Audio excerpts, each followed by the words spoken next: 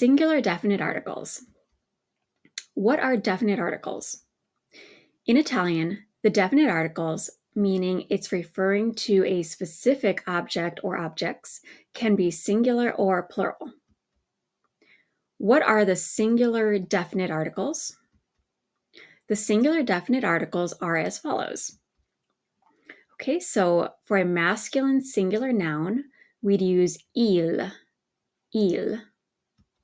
For feminine singular nouns, we use la.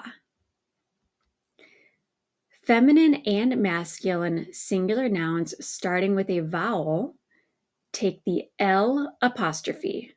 Okay, an L apostrophe, and then the word that starts with a vowel.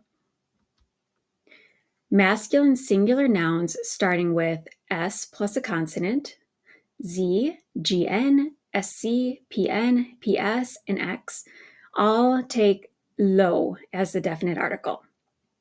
Okay, now these aren't super common, so this is probably going to be the one that you use the least. So don't, try not to get too overwhelmed by having to memorize all of these. Okay, it's mostly the words that are hard to pronounce with one of the other articles. They put a lo there. Okay, it'll make a little bit more sense as I move forward. Okay, so for example, c'è il treno. There's the train. Okay, so we use il because treno is a masculine singular noun. C'è la macchina. There's the car. Okay, we're using la because macchina is a feminine singular noun.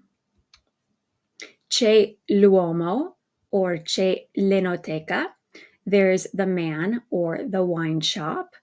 Okay, so here we have an L plus apostrophe, okay, like that, because the noun is starting with a vowel. Okay, so L apostrophe and then uomo, L apostrophe enoteca.